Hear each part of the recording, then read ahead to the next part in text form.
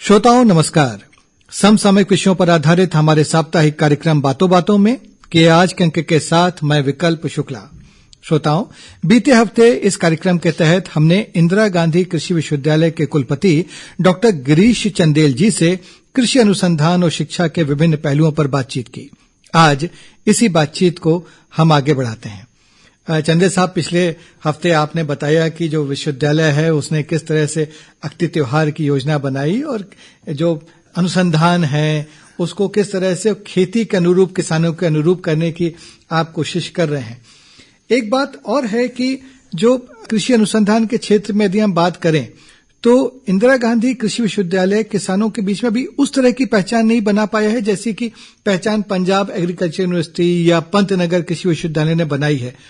तो इसको और ज्यादा किसानों के लिए उपयोगी बनाने के साथ ही विश्वविद्यालय की छवि को और बेहतर बनाने के लिए आप क्या प्रयास कर रहे हैं? एक बहुत अच्छा विचार है आपका और इसके ऊपर हम लोगों ने अब ध्यान देना शुरू किया है जी। तो जैसे इंदिरा गांधी एग्रीकल्चर यूनिवर्सिटी जो है रायपुर शहर के करीब करीब 6 से 8 किलोमीटर मुख्य शहर से ये है जी। तो हम अब एक पूरा प्रोग्राम बनाएंगे जी।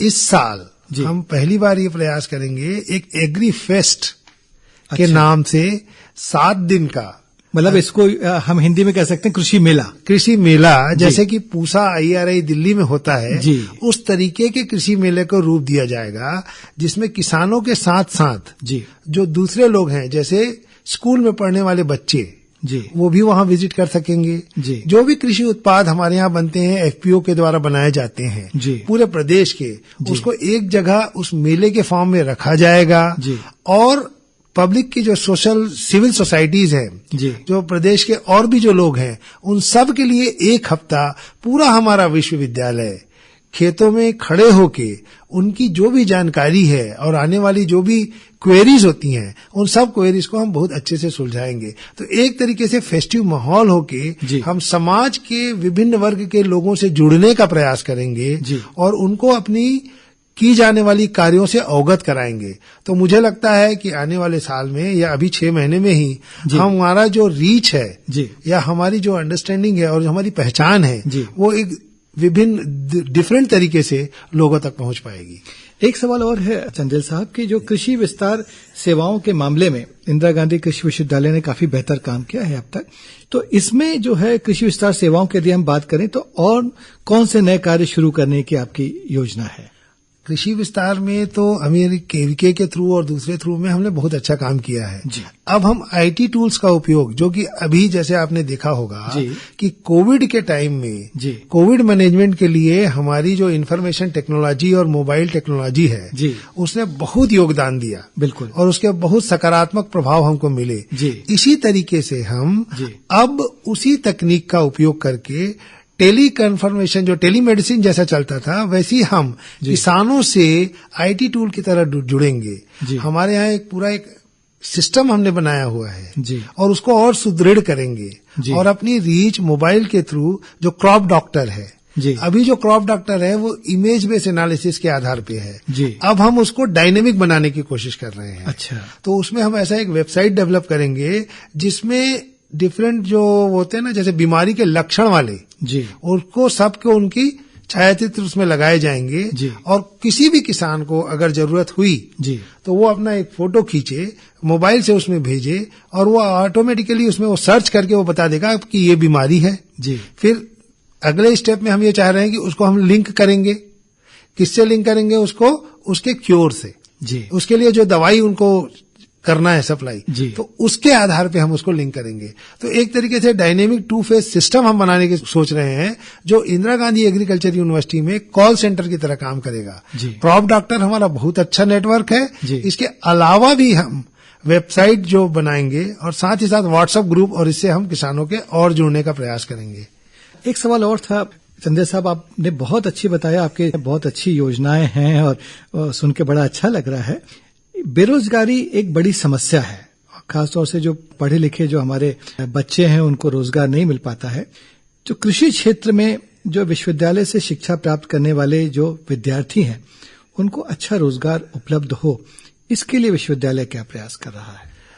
विश्वविद्यालय रोजगार के लिए 2 तरीके के प्रयास कर रहा है। जी। पहला तो हमारा ये प्रयास है कि हमारे यहाँ के पास आउट बहुत से ऐसे एल्यूमिनाई हैं जो बहुत इस्टेब्लिश्ड हैं। अभी उनमें से भी अभी कुछ मतलब बड़े बड़े संस्थानों में काम कर रहे हैं। तो उनका हम एक नेटवर्क बनाने की कोशिश कर रहे हैं और उसमें फिर हम प्लेसमेंट के लिए व्यवस्था करेंगे। जी। दूसरा एक पहलू है जो स्वरोजगार का है, जिसमें अभी स्टार्टअप इंडिया जैसे चल रहा है और बहुत सारे संस्थानों में जो है बिजनेस मॉडल्स डेवलप हो रहे हैं। तो इंक्यूबेशन सेंटर हमारी इंदिरा गांधी एग्रीकल्चर यूनिवर्सिटी में अभी कार्य कर रहा है, जो कि भारत सरकार द्वारा प्रदत्त उससे बना हुआ है। और राज्य की भी बहुत सी योजनाएं हैं जिसमें हम ये कह रहे हैं कि जो बिजनेस मॉडल डेवलपमेंट है, गांव में एक उत्पादक समूह है, जैसे एफएसजीज हैं, एफपीओज बने हुए हैं, उनने उत्पादन कर लिया। अब हम एक गांव के युवाओं को ट्रेंड करके जो उन्हीं के बच्चे होंगे उनसे एक नया बिजनेस मॉडल बनाएंगे। उनका एक अलग एफपीओ होगा जो केवल क्या करेगा, बाजार से लिंक करेगा, ट्रेडिंग करेगा, पैकेजिंग करे, फॉरवर्डिंग करे। तो प्रसंस्करण की जो व्यवस्था है, जो प्रोसेसिंग की जो व्यवस्था है, उसको देखे और फिर उससे एक नया आयाम पैदा करे। जैसे मैं आपको बताऊं, अभी जैसे छत्तीसगढ़ में आपको पता होगा कि एक एरिया है कोंडागांव के आसपास का, जहां बहुत अच्छी क्वालिटी का सीताफल का पल्प बनता है। लेकिन सीताफल का जो पल्प है वो क्या है, शेल्फ लाइफ उसकी कम होती है। तो अगर आपने सबने देखा होगा, अभी रायपुर शहर में बड़े आइसक्रीम मार्ट हैं जिसमें सीताफल वाला आइसक्रीम लोग बड़े चाव से खाते हैं। बिल्कुल।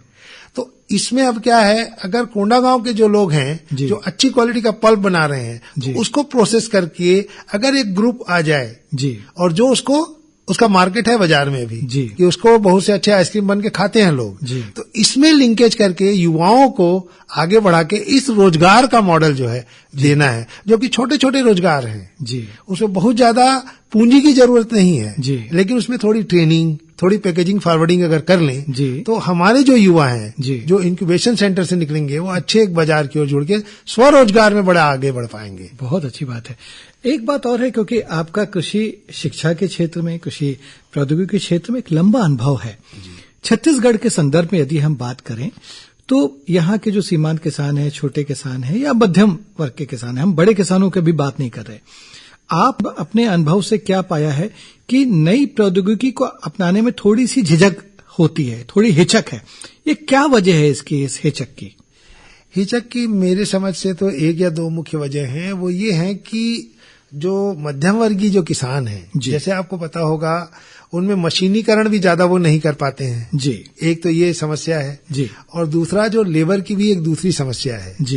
तो अब क्या हो रहे हैं, उसका जो सॉल्यूशन क्या है, अगर अपन इसकी बात करें तो सॉल्यूशन में अब कस्टम हायरिंग सेंटर्स बन रहे हैं। तो छोटे इक्विपमेंट भी आ गए हैं। तो लेबर की समस्या जो आ रही है अभी, इसके समाधान के लिए कम से कम प्राइमरी और सेकेंडरी स्तर की तो हमको मशीनीकरण करना पड़ेगा। और वो जब हम करेंगे तो सबको खरीदने की जरूरत नहीं है। एक युवाओं का ग्रुप होगा जो इस काम को करेगा। तो आने वाले समय में मतलब एक सहकारी क्षेत्र को भी इससे बढ़ावा मिलेगा। बिल्कुल मिलेगा। और साथ ही साथ वो थोड़े से राइस से हटके जो दूसरे क्रॉप्स को लगाएं और ऐसा उसका एक समूह बन जाए। देखिए, चाहे वो कोई भी आप करें काम में जब तक एक समूह बना के हम काम नहीं करते हैं तो उसमें एक वॉल्यूम नहीं मिलता है, तो फिर कैश क्रॉप की हमको फायदे नहीं होते हैं। तो ये जो समझाना है अभी, और इसमें जो एक मॉडल अभी चल रहा है पूरे देश में और भारत सरकार इस पे बहुत जोर दे रही है, उन मॉडल्स का उपयोग छत्तीसगढ़ में ज्यादा से ज्यादा हो सके और लोग धान के अलावा दूसरे क्रॉप्स को भी लगाएं, तो उससे उनकी इनकम थोड़ी ज्यादा बढ़ेगी। इस दिशा में हम प्रयास करेंगे। आप स्वयं भी एक बहुत जाने माने कृषि वैज्ञानिक हैं, तो जो कृषि विश्वविद्यालय है, इंदिरा गांधी कृषि विश्वविद्यालय, ये कृषि अनुसंधान को बढ़ावा देने के लिए और क्या काम कर रहा है जिससे किसानों को लाभ मिले? हम लोग जो है अभी तक की जो योजनाएं हैं, रिसर्च की जितनी भी योजनाएं बनती थी, वो कई बार ऐसा होता था कि हम बैठ के अपनी सोच के अनुसार ब्रीडर बना लेता था। तो अब एक आमूलचूल परिवर्तन की योजना है। अच्छा, सबसे पहले हम ये देखेंगे कि किस तरह के रिसर्च की जरूरत बाजार में है। या किसान भाई लोगों के पास क्या उनकी कमियां हैं, पहले इसका अध्ययन होगा। इस अध्ययन को करने के लिए जो एग्रीकल्चर इकोनॉमिक्स के लोग हैं और जो बाजार के चिन्हित लोग हैं, उन लोगों की एक टीम बनेगी और वो बाजार में पहले जरूरत को जानेगी। उसके आधार पे फिर रिसर्च का प्रोग्राम बनेगा और सभी नवीन तकनीक का उपयोग करके उसके लिए फिर नया प्रोडक्ट बनाया जाएगा। और प्रोडक्ट बनाने में, जैसे वैरायटी बनाने में पहले 10 से 15 साल लगते थे, तो अब हम ये प्रयास कर रहे हैं कि सभी नवीन तकनीक को इंदिरा गांधी कृषि विश्वविद्यालय में कैसे लाया जाए। अभी बहुत सी तकनीक आ भी गई हैं जिससे हमको नया उत्पाद बनाने में या नई वैरायटी बनाने में 2 से 3 साल या 4 साल में लगे। और वो जो वैरायटी है उसकी जरूरत समाज में कितनी है या बाजार में कितनी है, इसकी पहले से गणना हुई रहेगी। तो अब वो प्रोडक्ट बाजार में फेल नहीं होगा। तो इस सोच के अनुसार अब हमारे पूरे रिसर्च को हम रीओरिएंट करने की कोशिश कर रहे हैं। मतलब किसान की आवश्यकता के अनुरूप अब जो है अनुसंधान को आप दिशा देंगे। पहले अनुसंधान जो है वैज्ञानिक अपने तरह से करते थे अपनी सोच के अनुसार, अब आप किसान की जो मांग है, उसकी आवश्यकता है, जो वहां पर जमीनी जो हकीकत है उसको ध्यान में रखते हुए। हाँ, इसके साथ ही साथ अब जो किसान है चूंकि बाजार से जुड़ रहा है तो बाजार की भी क्या जरूरत है, व्यावसायिक पहलू है, उसकी भी हम पहले गणना कर लेंगे और पहले जान लेंगे और फिर हम ये बताएंगे कि 1, 2, 3, 4 जो भी उसकी ट्रेड्स हैं उसके अनुसार फिर हम उसका विकास करेंगे और फिर वो बाजार में लिंक होगा। तो अब जो प्रोड्यूस बनाएंगे या नया जो रिसर्च हम करेंगे, जो प्रोड्यूस आएगा वो बाजार रेडी होगा, ये मैं कहना चाह रहा हूँ। एक सवाल और है चंदेल साहब कि जो इंदिरा गांधी कृषि विश्वविद्यालय है, इसने जो है वो Bhabha atomic research institute Mumbai के सहयोग से छत्तीसगढ़ की जो परंपरागत फसल किस्मों के गुणों में वांछित सुधार कर जो नवीन उन्नत प्रजातियां विकसित की जा रही हैं विश्वविद्यालय के द्वारा, तो इस परियोजना के तहत अभी तक क्या परिणाम हासिल हुए हैं और इसका किसानों को किस तरह से लाभ मिलेगा, इसके बारे में भी हमारे श्रोताओं को बताइए। जैसे मैं किसान भाइयों को ये बताना चाह रहा हूँ कि विकिरण तकनीक से भाभा एटॉमिक जो इंस्टीट्यूट है उसके सहयोग से हम लोगों ने करीब 4 या 5 वैरायटी अभी तक निकाली है जिसमें बादशाह भोग है, बौना दुबराज है। तो ऐसे जो खाने वाली परंपरागत वैरायटीज हैं जिसका एक तरीके से वो विलुप्ति की ओर थी और कम उपज वाली थी, तो अधिक उपज देने वाली बादशाह भोग, विष्णु भोग, तरुण भोग, तो ऐसी जो छोटे एरोमेटिक वैरायटीज हैं इसका विकास हुआ है। अच्छा, तो अब हम जो खीर के लिए बहुत अच्छी थी, जैसा कि आप सभी जानते हैं लॉन्ग सिलेंडर ग्रेन वाली जो वैरायटी होती है उसको बिरयानी के लिए अच्छी होती है। ठीक है, तो वो भी एक अलग मार्केट है। लेकिन हमारे छत्तीसगढ़ में जो लोग खाते थे छोटे दाने वाली, छोटे पतले दाने वाली वैरायटीज, इसका विकास हुआ है। तो ये होने से हमको भाभा एटॉमिक इंस्टीट्यूट के साथ जो सहयोग मिला उसके कारण हमने ये वैरायटी निकाली। अब ये वैरायटी का हम मिनी किट बना रहे हैं और अब लोगों को फिर से दे रहे हैं। ये कोई नई वैरायटी नहीं है, दाना वही है जो हम लोगों ने कभी खाया होगा, उसी दाने को हम फिर से लाने की कोशिश कर रहे हैं। और दूसरा बहुत अच्छा हमको सहयोग मिला भाभा एटॉमिक इंस्टीट्यूट से कि यहाँ की एक वैरायटी है जिसमें मेडिसिनल वैल्यू थी, जिसका उनने अनुसंधान करके हमको बताया है कि उसमें कुछ ऐसे गुण हैं जो ब्रेस्ट कैंसर जो होता है उसको कम करने में सहायक होते हैं। अच्छा, तो ये एक अपने तरीके का हमारी जो बायोडाइवर्सिटी थी उसका एक अलग एंगल है। तो अब हम ये सोच रहे हैं, मतलब पौष्टिकता के साथ साथ स्वास्थ्य के भी क्षेत्र में ये बड़ा योगदान होगा।